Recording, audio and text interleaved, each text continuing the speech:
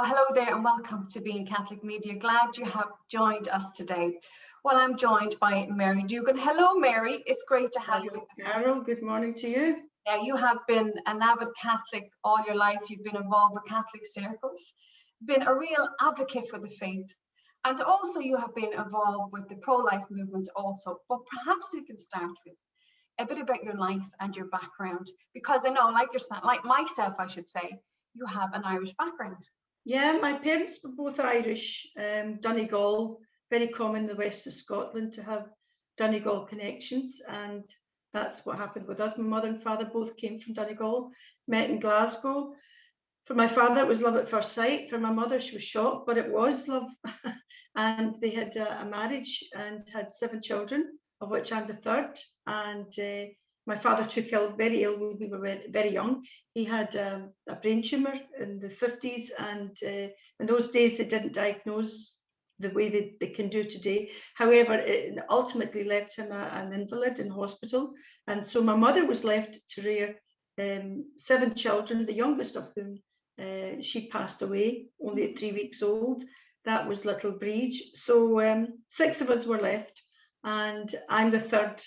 4 girls and 2 boys, and my mother brought us up with a very, very strong faith. She herself was very, very strong, committed Catholic. The rosary was very important in your life growing up, and the faith was very much vibrant in your family. So perhaps you can share what an impact the faith had on you as a child growing up.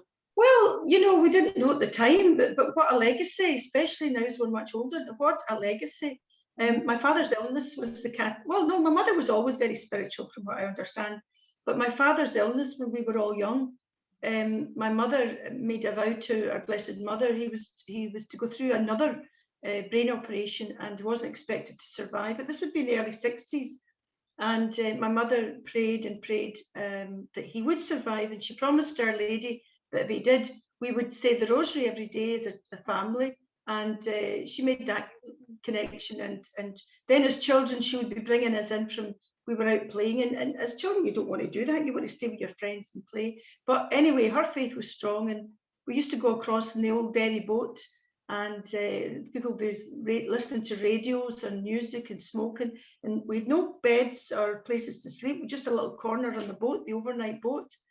And my mother would get us to kneel and say the rosary, and the other passengers that were there smoking or listening to their wee radios would turn everything down. We were mortified, but anyway, my mother had that strength of faith. So that left its legacy, and she passed away just almost 2 years ago. And now 4 of us who are in Glasgow, 2 are living elsewhere, but we go to her graveside every fortnight. We pray the rosary, and we link up with my brother in Ireland and my sister in England, in Cambridge, and we all pray the rosary together. So her legacy has continued. Now, you wanted to become a PE teacher, is that right? But for some reason or other, you were led to become a nurse. So That's right. Share a little bit about that. How did that all come about? Why become a nurse? Well, actually, I did, yes. The family, there's a family history of physical education, and they've got 2 brother and sister, both PE teachers. And to be honest with you, they're now quite, they can be quite lame now in their older age, and it's taken its toll. So providentially, I ended up going into nursing, and I trained in Stirling as a nurse, and I loved it from the time and minute I came into nursing. And then I went on to do midwifery. So I do regard myself as both a nurse and a midwife. Nowadays, you can do midwifery and not do general nursing, but I think that it was such a valuable double training. And I left Glasgow in 1975 to go through to Stirling for 3 years. But I was always a homebody, so always in my days off, I used to come back to Glasgow. You spent some time, Mary, in the Middle East, didn't you? Yeah. And it was that for you? Well, it was fantastic. It was a great experience. And actual fact, I think the experience has actually helped the current climate that we're in as far as lockdown and all this business, which I don't think we'll be going into today. But we were living in Saudi Arabia, and we lived in a compound, and in effect we were locked down as well. You couldn't freely go out but you knew you were going into a society where things were strict like that. So that actually has helped from this point of view just now. So there's been a kind of, that's 5.5 years out there in Saudi Arabia. But it was a wonderful experience. You know, another culture, it was an Islamic culture. There were many things about it that were completely alien to my own background. But I think you just have to cross the border in any country and realise that the community you go into is a stranger than what you're used to. So I'm always one for taking the positives, and it was a tough existence because you were giving up a lot of freedoms and what have you, but you knew it was for a period of time, and it was in order to get out of poverty. That's the bottom line. And many people do that, go to other countries, go to work in oil rigs or whatever it may be, to try and better their circumstances. But I met great people, and right across the board. And the Arabic people that I met, they taught me so much too. After that, you came back to the UK and you worked here in Glasgow as a midwife. Yeah. And I guess that really kind of began your work within pro-life. So perhaps you can share a little bit about how that all came about, and how you ended up being in the High Court around this whole thing. Well, actually, having come from a strong Catholic background, it's not that you join something. I think you're steeped in the sanctity of life, and family and children life was always part and parcel of your being. But I remember 1967 when all the whole talk was about the law changing to allow abortion. And even at that youngish age, I was conscious this was a major thing. So when I went into nursing, actually, in 75, I was very aware, because as quickly as that, in 75, that would be 8 years after the law had been enacted. It was pretty, you knew you were going to be walking a tightrope, because you could get sent to gynecology wards and be faced with women having terminations, and certainly in maternity for the babies through handicap, it was there too. So even from then, as soon as the law has changed, there was a change in. So I was aware of this, and I wanted to be careful, because it was steeped in me to be the sanctity of life. Going to the Middle East was wonderful, because in that country, abortion is not permitted, except so rarely. It's for life-threatening. It's just so rare. So you saw how the culture actually handled handicapped children, and they really did have respect for family life, by and large. No question about that. So coming back, I knew it was coming back, and the environment was going to be what it was before, except by this time, I would say it's even more so. The normal thinking that abortion was part and parcel of life. So when I went to work, which the Southern General at the time, which I think was providential, because the clinical director was a Catholic who didn't do abortion, and also the head of midwifery services, she was very strongly pro-life. And that was hugely advantageous, because you could express your withdrawal, you don't get involved, and that was not an issue. So that was the case for many years. But I was wanting to do some more, because I was experiencing girls who were then had abortions, and I could see the grief in girls who'd lost babies through miscarriage. But what you were seeing more and more were people who were struggling when they were pregnant again, and there was something else there. And we were never taught, because it's so normal, nobody's going to teach you anything about how to handle the psychological aftermath of abortion, especially now because it's a choice. So the women themselves feel they can't say anything. So and of course, we've never taught anything about it. So you're stepping around that whole subject. However, so I wanted to help women, but I didn't know how.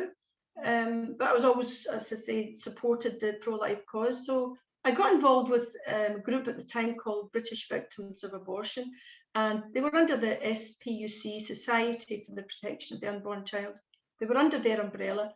And it was a woman, Margaret Cuthill, who had a profound effect on me. She herself has gone through 2 abortions, the second of which was probably the twin of her live child that she's got now, which can happen. But it's an amazing story. You can get it online. But Margaret was had a huge impact on me, because she'd come through abortion and then eventually changed, and she's so pro-life now, and has been at the forefront of trying to educate people on the terrible harm and damage to women who've had abortion. So that's the area I wanted to go and help.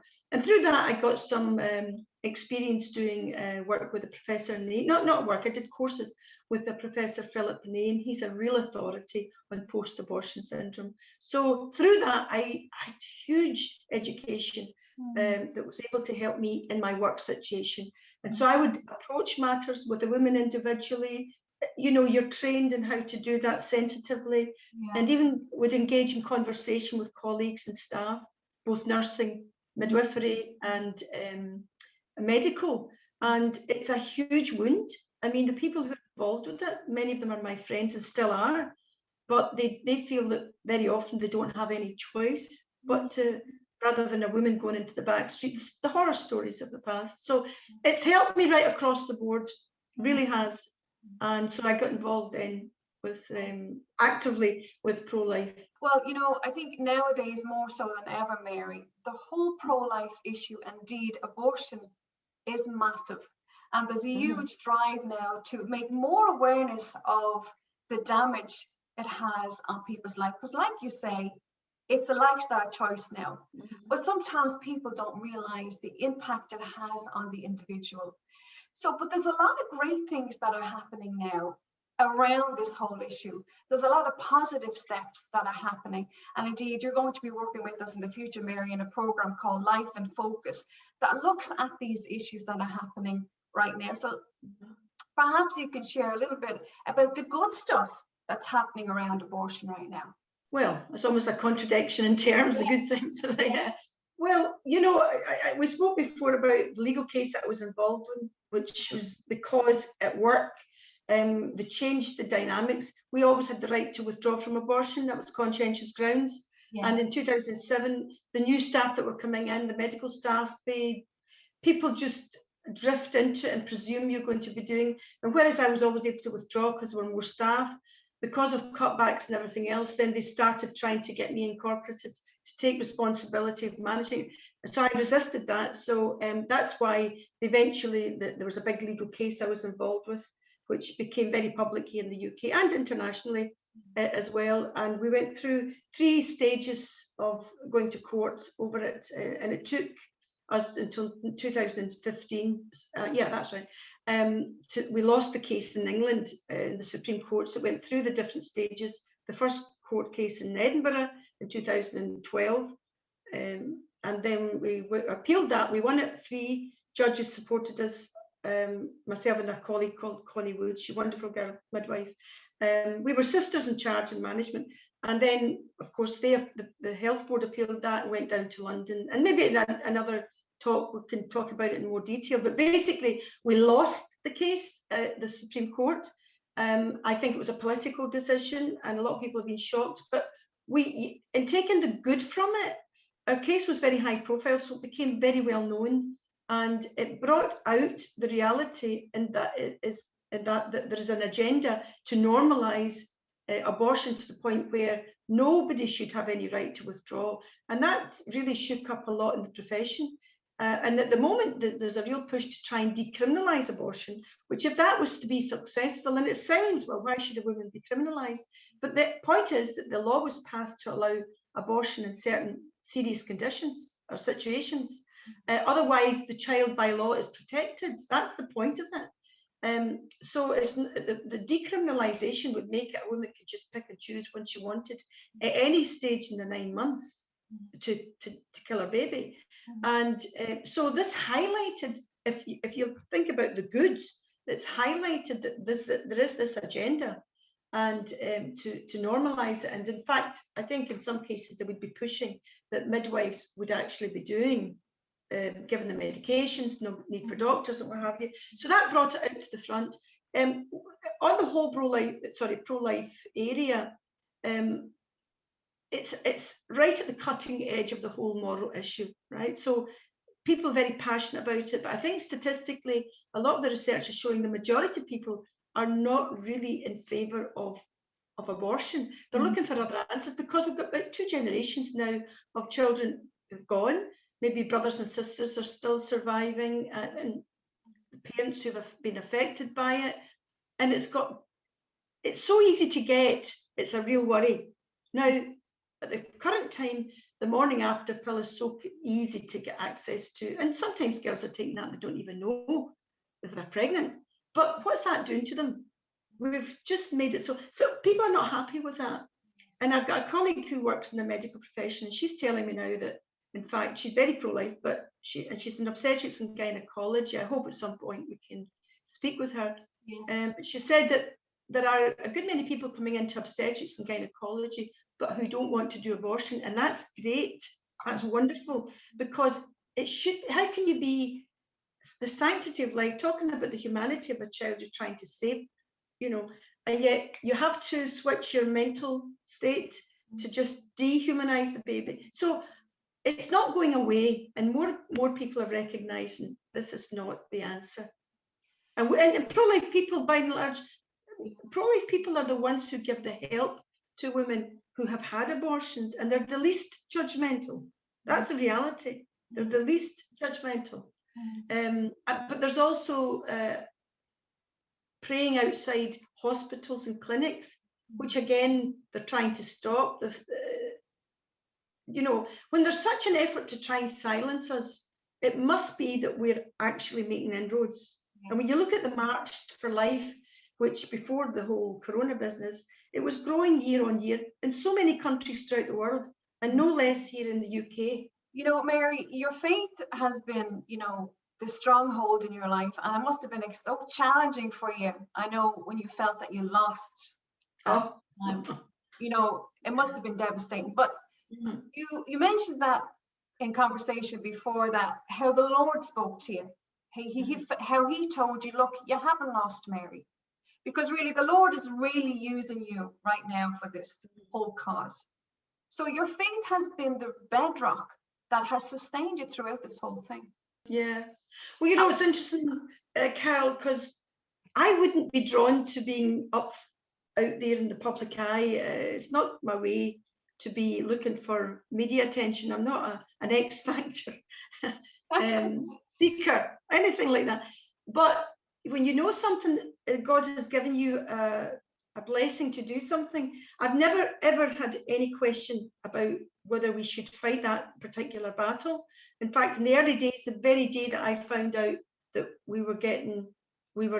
I was going to be involved in this battle, I was in a state of shock at work. I'd phoned my professional body, and I knew the position they had was going to mean I had to fight this. I just knew this was going to be huge.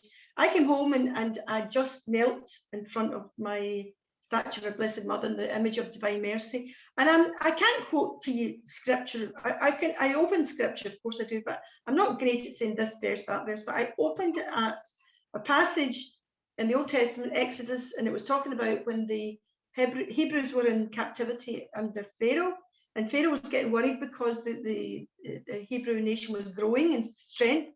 So he wanted to get rid of them. So what did he do? And this is the part I came to. This is the first part I came to. He called the Hebrew midwives, Shiphrah and Phua. I'm not sure if I'm pronouncing the names correctly, but two midwives, and which is what we were, myself and my colleague. And he said, look between the stones. If it's a boy, kill him. If it's a girl, let her live. But the midwives were God-fearing. The passage goes on, but it mentions midwives 7 times. So from the very outset, God gave me a very clear message. I have to say, I was still in a state of shock with the whole thing. But throughout that whole battle, events, meetings that I was involved with were taking place on feast days of the Blessed Mother. There were so many different indicators throughout the whole thing. And even the day that I heard that the health board were going to appeal our victory in Edinburgh, I was in Poland at the time with a wee small group, and we were in Częstochowa. And we were doing the Stations of the Cross, about to go into the church, when I got word through on the last day that it was possible for the health board to appeal. I got word to say they were going to appeal, and I was devastated. It took its toll on me health-wise. I was really not great. So anyway, to cut a long story short, we went into the church that day. I was crying my eyes quietly. But when the priest came to give me Holy Communion, at one point, he didn't know me. I went up and he picked up 2 hosts. Now, the 2 hosts are the same as 1 host as far as the body of Christ is concerned. But the point is, he knew he had 2 hosts, and he went like that, and then he changed his mind and he put it into my mouth. And I remember thinking at the time very clearly, it was as if God was saying, I'm happy with you. You know, like he had to take charge of what was going on, but he was letting me know. That's what I felt. And even when we lost, when it did go to the Supreme Court in 2014, by the way, the day we were in the Supreme Court was Armistice Day, the 11th of November, 2014. And then when I knew that was the day we were going to be in court, and I thought, oh my goodness, we stopped for a minute's silence at 11 o'clock. And I thought they don't get it. They don't see the connection. We're stopping to commemorate all the people who've lost their lives in war. Outside the Supreme Court that day, there was thousands and thousands of red poppies. And I thought, they do not see the connection between abortion. We're wiping them out, and we're standing silent for our soldiers who've been lost in war. Oh, so anyway, but I have to say, when we found out we lost, I was devastated. But I looked at the cross of Christ, and I said to myself that day, well, how many people thought that the crucifixion was a victory? Mm-hmm. And since then, I've been invited. I was in Rome. I was talking at a conference in Rome. I was in Australia. I was in Austria. Different people in different areas of the world who've been very interested, just because it was a conscience issue. It affects other places too. And what I'm very convicted about is to strengthen people's resolve. Don't give in. Don't give up. God gives us the grace. We don't give in. This is a fight worth fighting. Well, do you know what, Mary? The one thing that is striking me now is still your passion for this whole thing. You haven't lost that. And indeed, in the future, we're looking forward to hearing more about this movement, more from you, and more on pro-life. So, Lucas, thank you for joining us today. Thanks very much, look forward to talking to you soon. And until next time, Mary, bye-bye for now. Thanks very much, Karen. Bye-bye.